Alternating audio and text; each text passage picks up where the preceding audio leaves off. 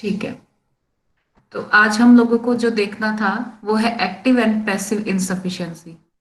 In one joint muscle the movement may not be restricted by the proximal और distal joint motion. कई बार क्या होता है किसी एक जॉइंट के अंदर उसके आसपास वाले जॉइंट यानी कि ऊपर या नीचे के जो जॉइंट्स हैं वो उस मूवमेंट को रिस्ट्रिक्ट नहीं करते, तो वो एकदम ही टूटी हुई टाइप की मूवमेंट आ जाती है कि आप अगर कोई काम कर रहे हैं, आपको हाथ नीचे की तरफ लाना है लेकिन आपको इतना ही लेकर आना है और आगे के जॉइंट्स आपके काम नहीं कर रहे तो आपका हाथ एकदम नीचे से गिर जाता है। गिर जाता है तो मतलब वो मूवमेंट जो है वो फॉल टाइप आ जाता है। But it is not possible in two और multiple multi joint muscle. The range of motion may be changing depends on proximal and distal joint movement. Range of motion जो है वो हमेशा चेंज करता हुआ रहता है, ये भी आपका प्रॉक्सिमल और डिस्टल जॉइंट के मूवमेंट पे डिपेंड करता है। क्योंकि कोई भी एक मसल होती है वो ऐसे नहीं हो सकती कि इधर से शुरू हुई और इधर ही खत्म होगी। वो इधर से शुरू होगी तो इसका जॉइंट भी क्लियर करेगी, इसका जॉइंट भी क्लियर करेगी, यहाँ तक जाएगी। अब यहाँ तक जाएगी तो ये मसल तो, इस मसल जो जा रही है इसने कितने जॉइंट क्लियर किए? एक तो रिस्ट का क्लियर किया, फिर उसने MICP PIP और ये आगे क्लियर करके ये यहाँ तक गई है phalanges तक। तो ऐसे अगर वो जॉइंट्स क्लियर करते हुए आगे आगे की तरफ जा रही है तो मतलब ये है कि इसकी जॉइंट का जो मूवमेंट होगा, ये यहाँ पर जो मूवमेंट होगा इसका इधर भी असर आएगा, इधर भी असर आएगा, क्योंकि वो एक ही मसल आगे तक जा रही है, उसने एक दो जॉइंट को क्लियर किया है। तो if the muscle are crossing more than one joint, there is a possibility for active and passive insufficiency said by Brunstrom. Brunstrom एक टेक्निक थी, जिस मतलब एक साइंटिस्ट था जिसने एक टेक्निक दी का, वो टेक्निक हम बाद में देख लेंगे।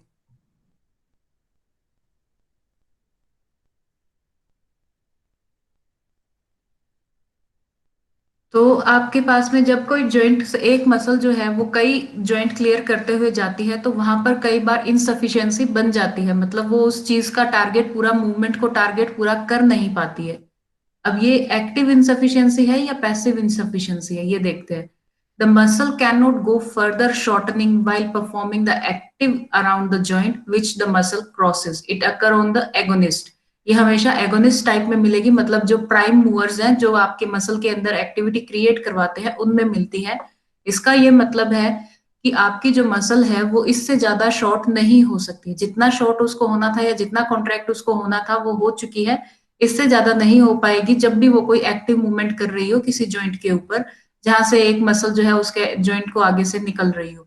ये ज्यादातर एगोनिस्ट टाइप में मिलती है। For example flexor compartment muscle of the four arm, हमारी ये जो आर्म ये है, ये फोर आर्म है, इसका जो फ्लेक्सर कंपार्टमेंट होगा यानी कि जो फ्लेक्शन करने के काम में आएगा, फ्लेक्शन क्या है, ये वाली मूवमेंट है, ये वाली मूवमेंट काम करने के लिए जो मसल कंपार्टमेंट काम में आता है, these muscle are responsible for elbow flexion. इनका मेजर काम क्या होगा? एल्बो का फ्लेक्शन करवाना। एल्बो का फ्लेक्शन करवाना है। MCP फ्लेक्शन भी इसी, ये जो मसल्स होंगी ये आगे तक, हाथ तक पूरे तक जा रही हैं क्योंकि इनके टेंडन्स और मसल आगे तक जा रहे हैं। तो ये जो जॉइंट्स होंगे ये कौन कौन सी, ये मसल कितने जॉइंट्स क्लियर कर लेंगी? एल्बो से शुरू हुई है, रिस्ट तक जाएंगी, MCP करेंगी, PIP करेंगे और DIP करेंगे। डिजिटल जो होंगे इन डिजिट्स का भी ये फ्लेक्शन करवाती है। इतने सब जगहों पर ये फ्लेक्शन करवाती है। If the above said movements are done in the same sequence, the person may feel difficulty in flexing the MCP and finger after flexing the elbow and wrist. अब मानो कि हमारा हाथ ऐसे था, हमने इसको फ्लेक्स कर लिया, फ्लेक्स करने के बाद में रिस्ट को भी फ्लेक्स कर लिया। अब अगर कोई हमें कहे कि ये जो फिंगर्स हैं इनको भी फ्लेक्शन में लेकर आओ, तो हमें थोड़ा डिफिकल्टी आएगी। आप करके देखो, अपना हाथ ऐसे सीधा रखा, उंगलियां सीधी खाली रखो, उसके बाद में इसको फ्लेक्शन में ले लिया, उसके बाद में रिस्ट में फ्लेक्शन कर लिया। अब आपको कोई बोले कि फिंगर्स को आप फ्लेक्स करके दिखाओ तो आपको जोर आएगा। करके देखो, सभी लोग, आ रहा है जोर? जी किस किस को जोर? मैम। सबको आ रहा है ना? तो ये जी मैम। महसूस हो रही है आप? Yes ma'am. क्यों ऐसा क्यों हो रहा है? क्योंकि आपकी जो एक मसल थी, जैसे मान लो यहाँ से मसल स्टार्ट हुई, यहाँ पे वो खत्म थोड़ी ना हो गई है कि यहाँ से खत्म होके दूसरी नई मसल आएगी इधर। यहाँ पे वो आ रही थी, फिर आगे वो पतली पतली होके अलग अलग फैलेंजेस में चली गई, तो उसको टेंडेंस बोल देते हैं कि अलग अलग जगह पर चली जा रही है। अब वो एक ही जॉइंट पर उसने इतने तीन चार पांच जॉइंट क्लियर करते गई, अब वो फ्लेक्शन का मूवमेंट करवा रही है, तो वो प्राइम मूवर है इसलिए यहाँ पर वो मूवमेंट इजीली क्रिएट करवा रही है, वो रिस्ट पे भी करवा देगी। लेकिन जब बात फिंगर्स तक आती है तब वहां पर जाकर उसकी मूवमेंट कंप्लीट नहीं आ पाती है, इसलिए इसको बोलेंगे एक्टिव इनसफिशियंसी। जबकि अगर आपको फ्लेक्शन रिस्ट का नहीं करने को बोले, एल्बो का नहीं करने का बोले, तो आप इजीली कर लोगे। क्यों? क्योंकि मूवमेंट सिर्फ इधर हो रही है, नीचे की तरफ आपको मूवमेंट करनी नहीं है। I repeat, flexor compartment muscle of the forearm, these muscle responsible for elbow flexion, MCB flexion यानी कि metacarpal phalangeal, PIP, DIP, digits और ये phalanges. If the above said movements are done in the same sequence, the person feel difficulty in the flexing the MCP and finger after flexing the elbow and wrist because the muscles are already shortened, क्योंकि वो already flexion के अंदर जाके short हो चुकी है by the elbow and the wrist flexion. So further shortening is difficult. इसके आगे की shortening वो नहीं कर पाएगी. This is called as active insufficiency. ये तो हुई है एक्टिव की, क्योंकि काम करते हुए की बात आ रही है, जिसके अंदर आपने पहले एल्बो और फिर रिस्ट को फ्लेक्शन में ले लिया, तो वो ऑलरेडी छोटी हो चुकी है। अब छोटी होने के बाद में वो और छोटी नहीं हो सकती और मूवमेंट फ्लेक्शन की नहीं करवा सकती, इसलिए फिंगर्स और वो रह गई है। दूसरी चीज आती है हमारे पास में passive insufficiency. The muscle can not lengthen further while performing the movement around them and two joints which is crosses. यहाँ पर क्या है?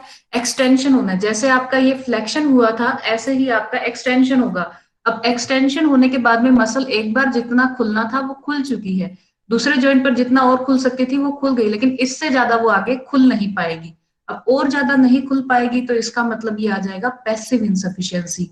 इसका भी एग्जाम्पल ऑलमोस्ट सिमिलर सा होगा। तो ये जो होगी ये एंटागोनिस्ट में मिलती है। एगोनिस्ट कौन से होते हैं? जो प्राइम मूवर्स मसल्स के होते हैं उनमें, और एंटागोनिस्ट वो जो कि उसका ऑपोजिट मूवमेंट का वर्क कर रहे होते हैं। राइट इसके राइट। इसके एग्जाम्पल में देखते हैं। Extensor compartment muscle of the forearm, same आपने यहाँ पर फ्लेक्सर देखा, अब एक्सटेंसर्स देखेंगे। एक्सटेंसर कंपार्टमेंट ऑफ फोरआर्म में क्या है?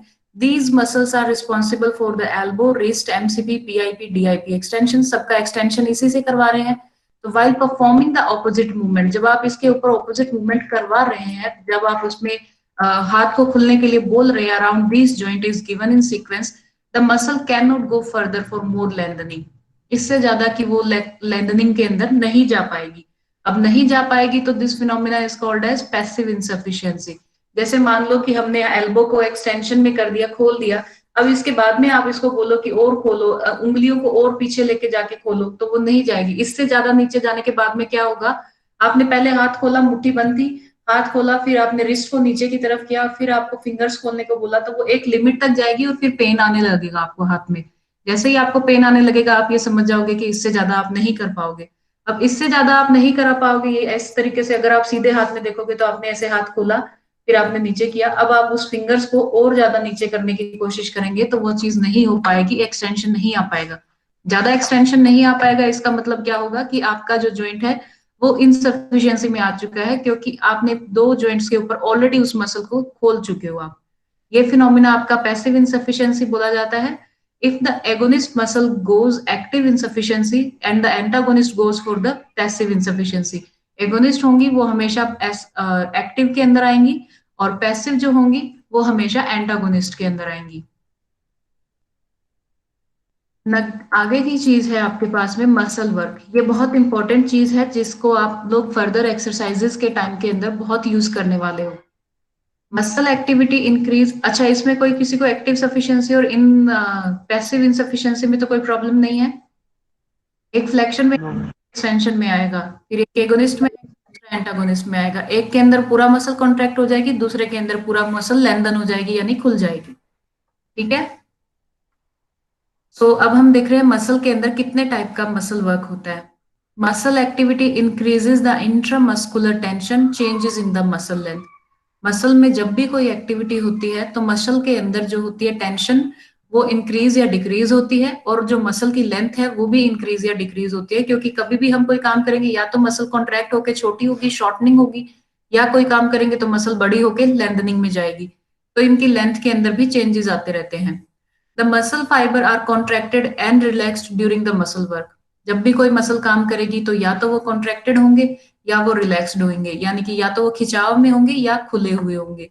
We can categorize this muscle work by change in the length and the tone of the muscle into three varieties. हम इन्हीं क्राइटेरिया के बेसिस पे मसल के अंदर जो होता है उसको हम तीन वेराइटीज में डिवाइड कर सकते हैं।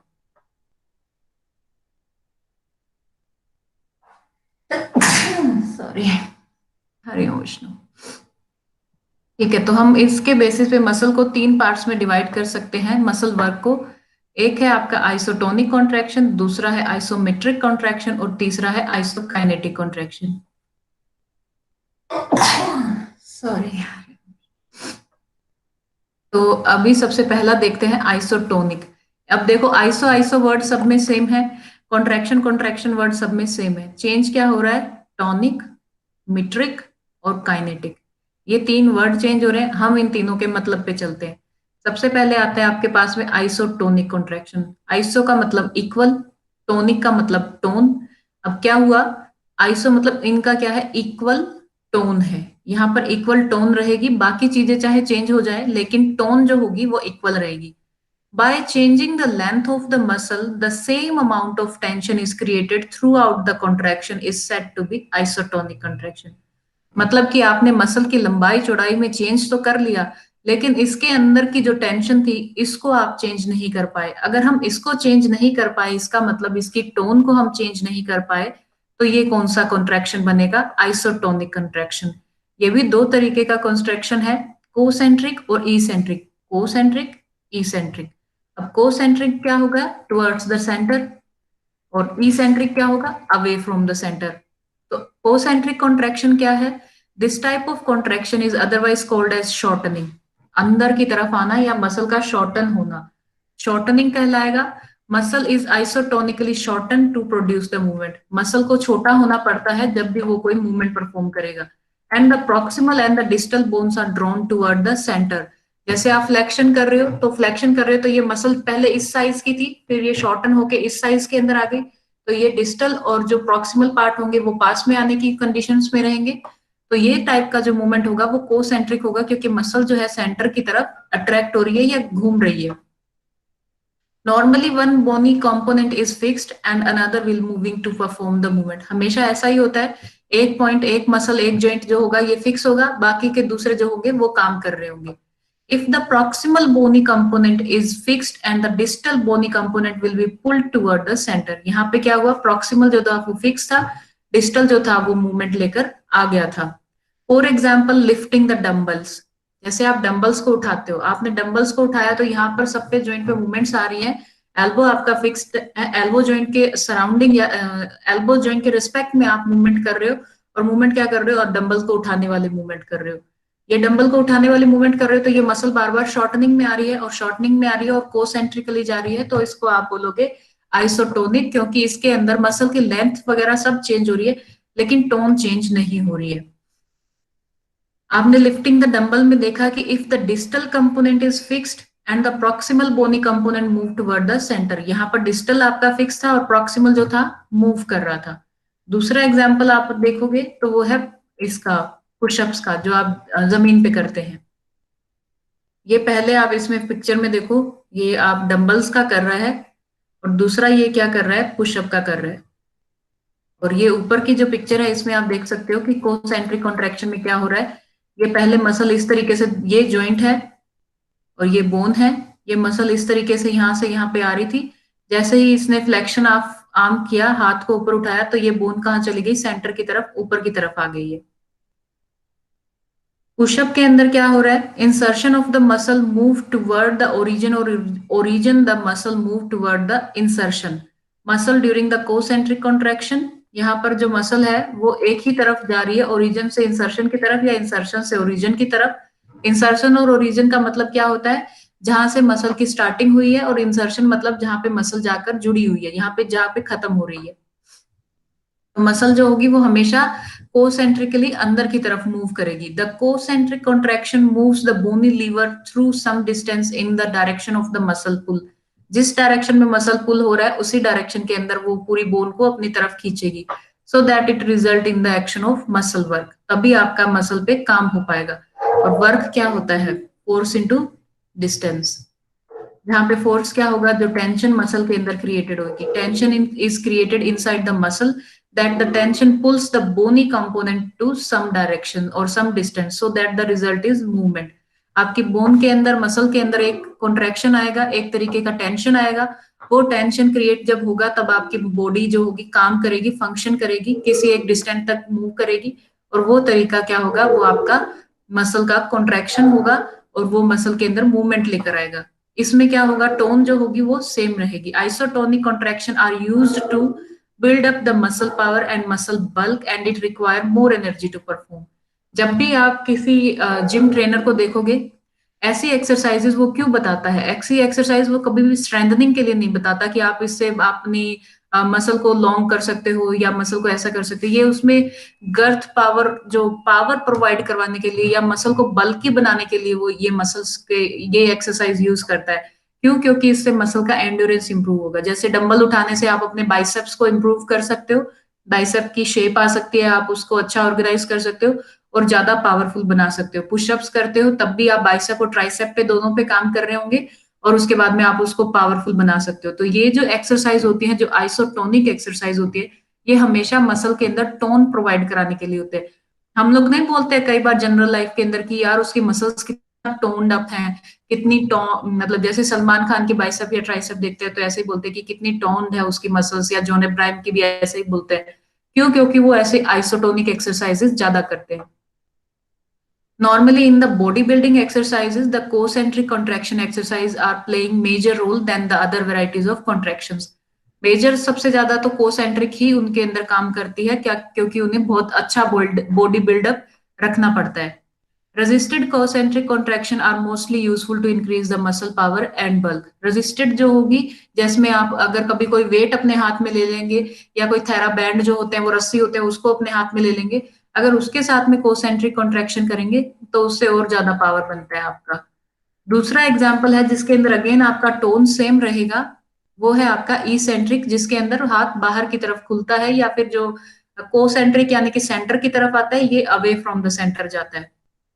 इसेंट्रिक क्या है? फ्रॉम द सेंटर, यानी सेंटर से जा रहा है। पहले वाला क्या था? सेंटर की तरफ आ रहा था। This is otherwise called as lengthening contraction. ये क्या होगा? लंबाई होने का contraction. Here the proximal and the distal bony component are pulled apart from each other। दोनों के दोनों होंगे जो दूरी की तरफ लेकर जाएंगे। Eccentric contraction lengthen the muscle and the insertion of the muscle is pulled distally। Eccentric के अंदर क्या होगा? मसल जो होगी लंबाई में जाएगी, और मसल जहां से जुड़ी होगी वो चीज खुलकर आएगी या बाहर की तरफ आएगी। The energy expenditure in this contraction is very less and than the concentric contraction। यहाँ पर एनर्जी जो होगी वो बहुत कम यूज होगी, बहुत ज्यादा बिल्कुल यूज नहीं होगी, बिल्कुल कम अमाउंट की एनर्जी में भी इनका काम निकल जाएगा। In the muscular tension moves the bony lever through a distance in the direction of muscle pull।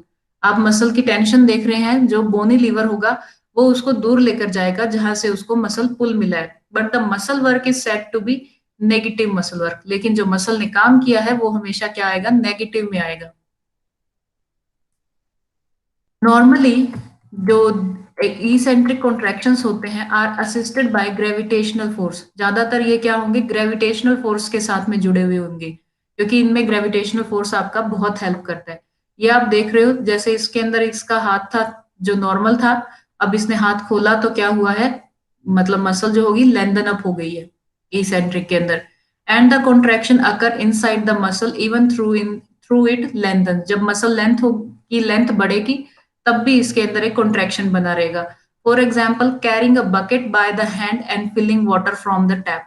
आप महसूस करेंगे अगर कभी आप भरी हुई बाल्टी को, पानी को भर रहे हैं बाल्टी के अंदर, और आप उस बाल्टी को लेकर खड़े हैं, तो आपकी मसल तो जितना लेंथन होना था वो हो चुकी है, लेकिन फिर भी उसमें एक कॉन्ट्रैक्शन आएगा। कॉन्ट्रैक्शन इसलिए आएगा क्योंकि आपको वो बाल्टी होल्ड करके रखनी है, आपको उस बाल्टी को जाने नहीं देना है, आपको उस बाल्टी को होल्ड करके रखना है। तो आपकी मसल जितना लेंथन अप होनी थी वो हो चुकी, लेकिन फिर भी वो उसको लेंथन कर रही है, और उसमें एक कॉन्ट्रैक्शन बना रहेगा। जैसे आप ये देखो, आप ये इस तरीके से आपने बकेट को नीचे से पकड़ा हुआ है, अब ये चीज होगी, ये टाइट होती जाएगी। यहाँ पे अगर आप हाथ लगाकर देखोगे तो ये टाइट होती जाएगी, क्योंकि आपने नीचे से वेट उठा रखा है, और इसमें मसल जो होगी लेंथन अप हो रही है, इसलिए इसको आप बोलोगे इसेंट्रिक, क्योंकि मसल बाहर की तरफ जा रही है, सेंटर से दूर की तरफ जा रही है।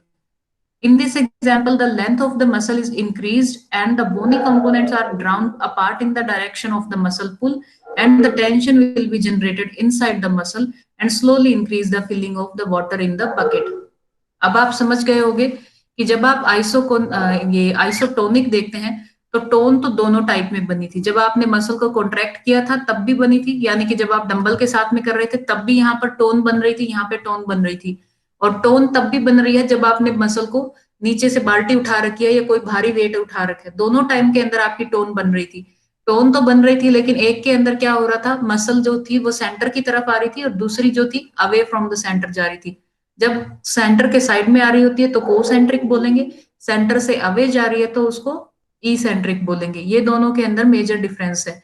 और ये इस तरीके से आप बता सकते हैं कि आपका आइसोटोनिक क्या होता है। आइसोटोनिक कॉन्ट्रैक्शन का मतलब ये है कि कोई भी एक मसल जिसके अंदर टोन बन रही है, वो टोन जो होगी वो सेम रहेगी थ्रू आउट द मूवमेंट, लेकिन चेंज कहाँ पर आ सकता है, मसल की लेंथ में या फिर मसल की शेप एंड साइज में चेंज आएगा, लेकिन टोन में कोई चेंज नहीं आएगा। क्योंकि जैसे ही डंबल के साथ में मैंने ऐसे करा या बार बार मैं ऐसे करी, टोन मेरी वही रह रही है, टोन मेरी बॉडी को शेप भी दे रही है। और अगर मैंने बाल्टी को उठाया तब भी मेरी टोन तो वही रह रही है, सिर्फ मेरी मसल जो होगी वो लॉन्ग हो गई और दूसरे टाइम के अंदर मसल मेरी शॉर्ट हो गई थी। तो शॉर्टनिंग या लेंथनिंग अपनी अपनी मर्जी है। शॉर्टनिंग किस में होगी, कोसेंट्रिक में होगी। लेंथनिंग किस में होगी, इसेंट्रिक में होगी।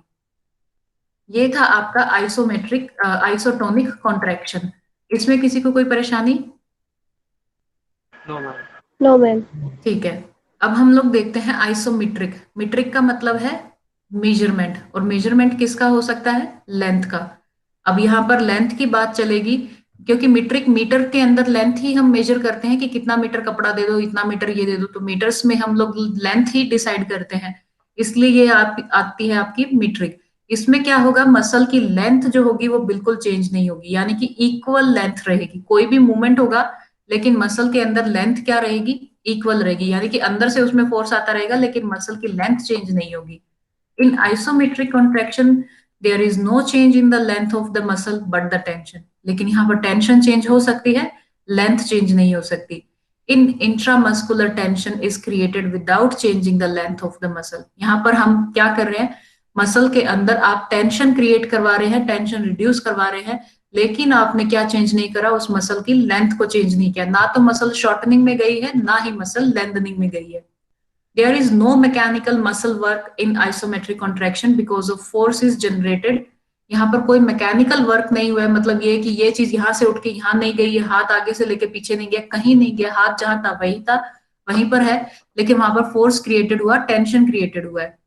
But in not moving the bony lever, यहाँ पे बोन का लीवर जो है या बोन बिल्कुल मूव ही नहीं कर रही है, दे आर फिक्स्ड। ठीक है, because both the proximal and distal bones are fixed है यहाँ पे। These type of contraction are otherwise called as static और holding contraction। इनको आप static या फिर holding contraction भी बोल सकते हैं। Isometric contraction are more easy and less energy expensive contraction। ये बहुत आसान रहते हैं और इनमें एनर्जी का कंजप्शन भी कम रहता है। Isometric contraction जो होंगे against resistance है, also can build up the muscle bulk and power। इनसे भी आप मसल का बल्क बना सकते हैं, पावर जनरेट कर सकते हैं। This type of isometric exercise can help to improve the muscle strength। इससे आप मसल में स्ट्रेंथनिंग भी ला सकते हैं। अगर आपको कभी बोला जाए कि स्ट्रेंथनिंग एक्सरसाइज बताएं, तो आप आइसोमेट्रिक एक्सरसाइजेस बताएंगे किसी भी पेशेंट को। जब भी आपके पास में कोई भी जॉइंट को लेकर आपके पास पेशेंट आए कि मेरे शोल्डर में तकलीफ है, मेरे घुटने में तकलीफ है, और आपको टीचर बोले कि बेटा इन्हें आइसोमेट्रिक बता दो। आइसोमेट्रिक बता दो का क्या मतलब होगा, उसकी मसल की लेंथ चेंज नहीं करनी है, उसके अंदर पावर डालनी है, स्ट्रेंथन अप करना है, और क्या करना होगा, टोन पे वर्क करना होगा, क्योंकि टोन हम इंक्रीज डिक्रीज कर सकते हैं। Less fatigability is also seen in this type of contraction. इस तरीके की एक्सरसाइज करने से क्या होगा, जो पेशेंट है वो ज्यादातर टाई अप नहीं होता है, उसको ज्यादा दिक्कत नहीं आती। अब आप बोलोगे कि इसके एग्जाम्पल बता दो, इसके एग्जाम्पल यहाँ पर तो दे नहीं रखे आइसोमेट्रिक के। आइसोमेट्रिक का एग्जाम्पल मैं आपको करके दिखाती हूँ, सभी लोग मेरे साथ में करेंगे। अभी हम लोग आइसोमेट्रिक करते हैं सबसे पहले नेक की, गर्दन की आइसोमेट्रिक कर रहे। मैम गर्दन आपकी स्क्रीन नहीं दिखाई दे रही। स्क्रीन नहीं, अभी मेरे को देखना है, मैं करके दिखा रही हूँ ना, मैं तो दिख रही हूँ। दिखाई नहीं दे रहा। मेरे नहीं ऊपर मैम। मेरी स्क्रीन जो मेरे नाम के आगे जो स्क्रीन लिखी हुई है उसके ऊपर क्लिक।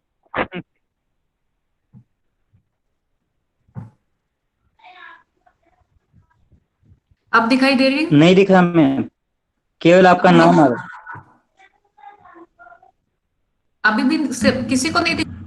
यस मैम अब दिखाई दे रहा। ठीक है, अब हम लोग सबसे पहले क्या देख रहे हैं, नेक के लिए आइसोमेट्रिक देखते हैं। रिलीज कर देती हूँ, सभी लोग मेरे साथ में करना।